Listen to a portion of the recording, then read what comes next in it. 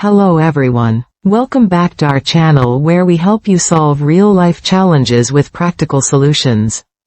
Today, I'm going to share powerful methods to escape that constant feeling of being chased by time and finally reclaim your days.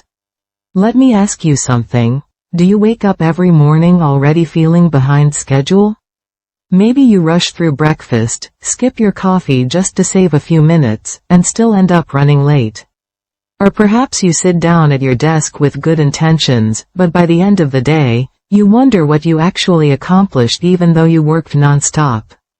How about those moments when you check your phone and realize you've been scrolling for 20 minutes when you only meant to take a quick break? And don't even get me started on those evenings when you finally look up from work at 9 p.m., exhausted but somehow still behind on everything. These scenarios probably sound familiar, right? You're definitely not alone in this struggle. Research from a time management institute shows that most people underestimate how long tasks take by nearly half, creating schedules that guarantee they'll feel rushed and overwhelmed. But here's the exciting part. The methods I'm sharing today have helped thousands of people break free from this exhausting cycle, and they can help you too. Now, let's understand why we constantly feel rushed even when we're working hard. There are three main culprits here that we need to address. First, there's what researchers call the planning fallacy. This is our tendency to consistently underestimate how long tasks will take. You think organizing that closet will take 30 minutes, so you schedule it before dinner. 2 hours later, you're surrounded by clothes, dinner is late, and you're frustrated with yourself. This isn't because you're bad at time management, it's because our brains are wired to be optimistic about future tasks while forgetting about all the little complications that inevitably arise. We remember the actual task but forget about finding the storage boxes, deciding what to keep, taking items to donation, cleaning the shelves, and getting distracted by that photo album we forgot we had. Second, we've bought into the multitasking myth. Despite what productivity culture tells us, only about 2.5% of people can multitask effectively. For the rest of us, switching between tasks means neither task gets our full attention. You're answering emails while on a conference call while mentally planning dinner. The result? The emails have typos, you miss important points in the meeting, and you can't remember what ingredients you have at home. Each time you switch tasks, your brain needs time to refocus, sometimes up to 20 minutes to fully regain concentration. So that efficient multitasking is actually making everything take longer and feel more stressful. Third, most of us have no real priority system. When everything feels urgent, we end up bouncing between tasks reactively rather than working intentionally. You start on the important report, but then an email notification pulls you away. That leads you to check a file, which reminds you about a different deadline, which makes you panic and start something else entirely. By lunchtime, you've touched 10 different projects and completed none of them. The constant switching creates the illusion of busyness while preventing actual progress. Your brain never settles into deep, focused work, so even simple tasks take much longer than they should. This reactive approach to your day means that urgent but unimportant tasks steal time from the truly valuable work that would actually move your life forward. Now let's dive into the practical methods that actually work to reclaim your time. The first method is the double time rule, and this one is ridiculously simple but incredibly effective. Here's exactly how to implement it. When you estimate how long a task will take, write down that number, then literally double it. If you think the grocery shopping will take 30 minutes, schedule an hour. If you estimate a work project will take 2 hours, block 4 hours in your calendar. This isn't being pessimistic, it's being realistic. Remember that planning fallacy we talked about? This rule compensates for it perfectly. The beauty of this approach is that it accounts for all those invisible time consumers we usually forget.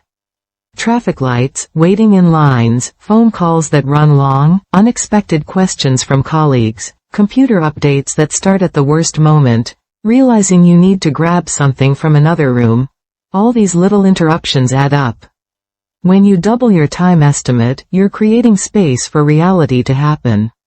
If you finish early, that extra time becomes a beautiful buffer before your next commitment or a chance to actually take a real break instead of rushing to the next thing. Many people worry that doubling time estimates means they'll accomplish less, but the opposite happens. When you have adequate time, you work more efficiently because you're not constantly stressed.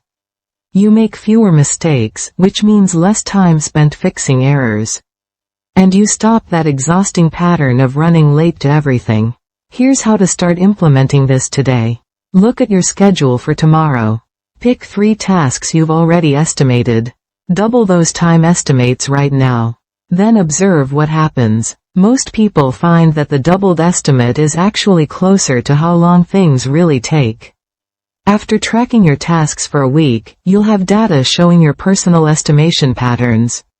Maybe you're pretty accurate with creative tasks but consistently underestimate administrative work. This awareness helps you schedule more realistically going forward. One person using this method described it as finally breathing during my day instead of sprinting from one thing to the next. Another said that after a month, they stopped arriving to appointments stressed and apologetic because they'd built in enough time to actually get there calmly. The second powerful method is Boulder-Rock-Pebble Prioritization, and this system completely transforms how you approach your day. Every morning, before you check email or dive into anything, spend 10 minutes with paper and pen doing this exercise. First, identify your boulder, the one task that matters most today. This is the task that, if you completed only this one thing, you'd still consider today successful. Your boulder should be the task you'd regret not completing if today was your only day. It's not necessarily the most urgent thing or the easiest thing, it's the most important thing. Maybe it's finishing a proposal that could win a major client. Maybe it's having a real conversation with your teenager. Maybe it's finally scheduling that health checkup you've been avoiding. Next, list 2 to 3 big rocks. These are important tasks that move your goals forward but aren't quite as critical as your boulder. Perhaps it's responding to key emails, preparing for next week's presentation, or planning healthy meals for the week. These matter, but they're not your top priority. Then note your pebbles, the small tasks that can fill gaps in your schedule. Returning a package, organizing a drawer, updating your contact list. These are fine to do if you have time, but they shouldn't come before your boulder and rocks. Here's the crucial implementation step: schedule your boulder for your peak energy time and protect that time fiercely. If you're most alert in the morning, do your boulder first thing before anything else can derail you. Not after you check email. Not after you make coffee and chat with colleagues. First, turn off notifications, close your door if you have one, and give that boulder your complete attention. Only after your boulder is done do you move to your big rocks. And pebbles? Those only get your attention if everything else is handled. This method works because it eliminates decision fatigue. Instead of constantly asking, "What should I work on now?" throughout the day, you've already decided. You're working with intention instead of reacting to whatever seems urgent in the moment. Many people discover that their days previously filled up with pebbles, small, easy tasks that felt productive but didn't actually matter. Email especially falls into this category. Spending 3 hours perfecting responses to routine messages feels busy, but it's not accomplishing your real work. After a month of Boulder-Rock-Pebble Prioritization, people consistently report feeling accomplished instead of just busy. They're moving forward on meaningful goals rather than spinning their wheels on tasks that don't really matter. The third method is the Swiss cheese technique, which is perfect for those overwhelming projects that make you want to procrastinate. The concept is beautifully simple. Instead of trying to complete an entire large task, you poke holes in it like Swiss cheese by completing tiny pieces. When you have a project that feels enormous, your brain triggers avoidance. Writing a 50-page report? Overwhelming. Cleaning out the entire garage? Too much to even start. Planning a major event? Where would you even begin? This overwhelm leads to procrastination, which leads to guilt, which makes the task feel even more overwhelming. It's a vicious cycle. Here's how to break that cycle. Take your overwhelming project and identify one tiny task within it that you can complete in 5 to 10 minutes. For that report, maybe the first tiny task is creating the document file and adding the title. That's it. For the garage, maybe it's sorting through one box. For the event, maybe it's making a list of potential dates. Set a timer for 10 minutes and complete just that one small piece. No pressure to do more. When the timer goes off, you can stop guilt-free. The magic happens when you accumulate these tiny tasks. Each little completion creates momentum and reduces the intimidation factor. That report isn't a blank page anymore, it has a title and an outline. That garage isn't a solid wall of overwhelming stuff, there's one clear spot where you made progress. Psychologically, these small wins matter enormously. Starting feels impossible, but continuing feels achievable. Many people find that once they start their 10-minute chunk, they naturally want to continue beyond the timer. But even if you don't, even if you only do that one small piece, you've made progress. Over days and weeks, these tiny holes in your overwhelming project add up to significant completion. Keep a running list of these mini tasks so you don't waste mental energy deciding what small piece to tackle next. When you have an unexpected 10 minutes between meetings or you're waiting for something to download, pull out that list and knock out another piece. One person used this technique to finally write the novel they'd been talking about for years.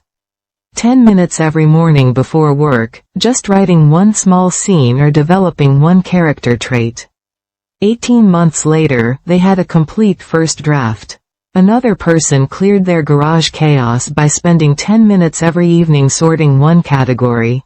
All the holiday decorations one night, sports equipment the next, tools after that. Within 6 weeks, the garage was completely organized without ever feeling overwhelming. The fourth powerful method is single task batching, which works with your brain's natural efficiency patterns instead of against them. The idea is simple but transformative. Group all similar tasks together and do them in one focused block of time. Instead of checking email throughout the day, you check it twice, once mid-morning for 30 minutes and once mid-afternoon for 30 minutes. Instead of making phone calls randomly as you think of them, you have a call power hour where you make all your calls back to back. Instead of jumping between writing, researching, and planning, you dedicate specific time blocks to each type of work. This method works because task switching is expensive for your brain. Every time you shift from one type of work to another, your brain needs to change mental gears. Think of it like shifting in a car. You lose momentum with every gear change. When you batch similar tasks, you maintain that mental momentum. Your brain gets into email mode and efficiently processes all your messages. Your brain gets into writing mode and the words flow more easily. Your brain gets into analytical mode and problems solve themselves more naturally. Here's how to implement batching starting today. Choose one task type that currently interrupts your day frequently. Email is usually the best place to start. Instead of checking email constantly, set 2 specific times for email processing. Maybe 10:30 a.m. and 3 p.m. During those designated times, turn off everything else and focus only on email. Process everything in your inbox, respond, delete, file, or schedule for later attention. Then close your email completely until the next designated time. Turn off notifications. Don't sneak peeks. Trust that anything truly urgent will reach you another way. Apply this same principle to other task types. Maybe Monday morning is your meeting scheduling time when you handle all calendar management for the week. Maybe Thursday afternoon is your planning and administrative work block. Maybe the first hour of your day is protected creative time with no interruptions allowed. The key is creating clear boundaries around task types and honoring those boundaries strictly. People using this method consistently report that tasks take significantly less time when batched. Those emails that might have consumed 3 hours scattered throughout your day get handled in 45 focused minutes. Phone calls that might have disrupted your entire afternoon get completed in 1 efficient hour. The mental energy you save from not constantly switching gears means you finish your workday with energy left over instead of feeling completely drained. One person described batching as suddenly having room to think, because their brain wasn't constantly being interrupted and redirected. The fifth method is creating a stop doing list, and this might be the most powerful time reclamation technique of all. We're constantly adding things to our schedules, but we rarely subtract anything. The result is an ever-growing list of commitments that leaves no time for what truly matters. This method flips that script by intentionally identifying what you should stop doing. Start by tracking everything you do for 2 full days. Write down every activity, every task, every commitment. Be honest and thorough. Include how long each thing actually takes, not how long you wish it took. Now comes the revealing part. Go through that list and circle everything that doesn't meaningfully move you toward your goals or bring you genuine joy. Be ruthless here. That committee you serve on out of obligation but secretly dread? Circle it. That weekly call with a friend who only complains and never listens. Circle it. That elaborate morning skincare routine you do because Instagram says you should but you don't actually enjoy? Circle it. Those social media platforms you scroll out of habit but leave you feeling worse? Circle them. For each circled item, ask yourself 3 questions. First, if I stopped doing this, what would actually happen? Often, the honest answer is, nothing significant, or even, things would improve. Second, could someone else do this instead? Many tasks we do ourselves could be delegated, shared, or outsourced. Third, could technology handle this? Many repetitive tasks can be automated with simple tools or apps. Based on your answers, identify which circled items you can eliminate completely, which you can delegate to others, and which you can automate with systems or technology. Now here's the commitment part. Choose one item from your stop doing list and remove it from your schedule this week. Actually cancel that obligation. Actually delete that app. Actually say no to that request for your time. This will feel uncomfortable at first. We're conditioned to say yes, to add more, to do more. But every yes to something unimportant is a no to something that matters. When you free up time by stopping activities that don't serve you, you create space for activities that do. One person eliminated 3 committee memberships they'd maintained out of guilt and suddenly had 6 hours a week for the creative hobby they'd been saying they didn't have time for. Another person cut their social media time from 2 hours daily to 30 minutes and redirected that reclaimed time to actually calling friends for real conversations, which left them feeling connected instead of isolated. The 6th and final method is the sunset boundary, which creates a clear endpoint to your workday so you're not constantly in work mode. Choose a specific time when work ends, let's say 6 p.m. for this example.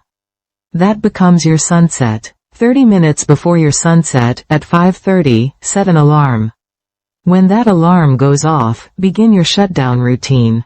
Finish the sentence you're writing or the email you're composing, but don't start anything new. Look at tomorrow's calendar and identify your Boulder task for the next day. Write down any urgent items that need attention tomorrow so they're out of your mind. Tidy your workspace briefly so you're starting fresh tomorrow. Update your to-do list. Then, at exactly 6 p.m., stop working. Not, just finish this one thing. Not, just 5 more minutes. Stop. The magic of this boundary is that it forces you to work more intentionally during your work hours because you know there's a hard stop coming. When work could potentially continue forever, it's easy to waste time because there's always more time. But when 6 p.m. is a firm boundary, you become more focused between 9 and 6. You stop checking social media as much. You batch your tasks more effectively. You say no to unnecessary meetings. You protect your productive time because you know it's finite. Equally important is what happens after your sunset. That evening time becomes truly yours for rest, relationships, hobbies, and recharging. Without work bleeding into evening hours, you sleep better, which means you wake up with more energy, which means you work more effectively the next day. It's a virtuous cycle instead of the vicious cycle of work until exhaustion that leaves you drained and ineffective. Start with just one day a week where you implement a sunset boundary. Maybe Wednesday becomes your hard stop day. Experience how that evening feels different when you know work is completely done. Notice how you're actually more productive on Thursday because you got real rest Wednesday night. As you get comfortable with one sunset day, add another. Gradually, most of your workdays can have this boundary. Obviously, there will be occasional true emergencies that require evening work, but those should be rare exceptions, not the daily norm. People who've implemented sunset boundaries consistently say it's transformed not just their work but their entire lives. Their relationships improve because they're actually present at home. Their health improves because they have time for exercise and proper meals. Their creativity improves because their brain gets rest. And paradoxically, their work quality and productivity improve too because they're working with focus and energy instead of exhausted desperation. Let me summarize the key action points we've covered today to help you escape that constant feeling of being chased by time. First, implement the double time rule by doubling your task time estimates to match reality and eliminate that constant rushing.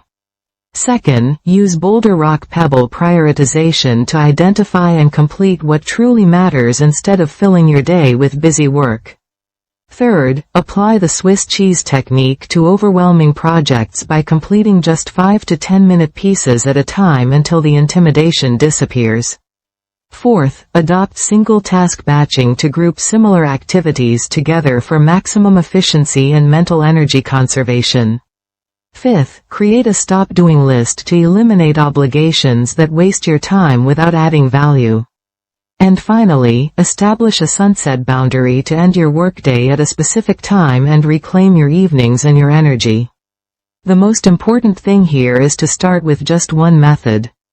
Don't try to implement everything at once. That would be overwhelming, which is exactly what we're trying to escape. Pick the one method that resonates most with you right now. Maybe it's the double time rule because you're constantly running late. Maybe it's Boulder-Rock-Pebble because you feel busy but unaccomplished.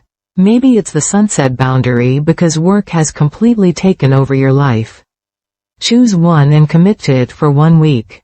Just 7 days to start seeing real changes. After watching this video, I want you to take immediate action before you move on to the next thing. Right now, pull out your calendar or planner and implement your chosen method. If you're trying the double time rule, look at tomorrow's schedule and double your time estimates. If you're doing Boulder-Rock-Pebble, identify tomorrow's boulder task right now. If you're starting sunset boundaries, set that alarm for 30 minutes before your chosen sunset time. Don't wait until later when you'll forget or talk yourself out of it. The perfect moment to start reclaiming your time is this moment. Remember, you're not aiming for perfection here. You're aiming for progress. Some days will be harder than others, and that's completely okay. If you slip back into old patterns, don't beat yourself up. Just recognize what happened and return to your chosen method with your next task or your next day. Every moment is a fresh opportunity to make a different choice. Within just a few days of applying these methods, you'll start noticing breathing room in your schedule. Within a week, you'll feel less frantic and more in control. Within a month, you'll wonder how you ever lived with that constant pressure. Here's something important to remember: feeling constantly rushed isn't a badge of honor. It's not proof that you're important or productive. It's actually a signal that your systems need adjustment. These methods aren't about cramming more into your already packed schedule. They're about creating space for what matters by eliminating what doesn't, estimating realistically, and working intentionally instead of reactively. Your time is your life. Every hour you spend feeling rushed and overwhelmed is an hour of your actual life spent in stress instead of presence. You deserve better than that. If today's content was helpful, please hit that like button. It really helps others who are struggling with time pressure find these practical solutions. And if you want more strategies for solving everyday challenges and reclaiming your life from overwhelm, make sure to subscribe to the channel. We're dedicated to delivering practical, immediately useful methods for real problems that actually work in real life. Let's transform our days together, one intentional choice at a time. That's all for today. Thank you so much for watching, and remember, your time is waiting for you to reclaim it.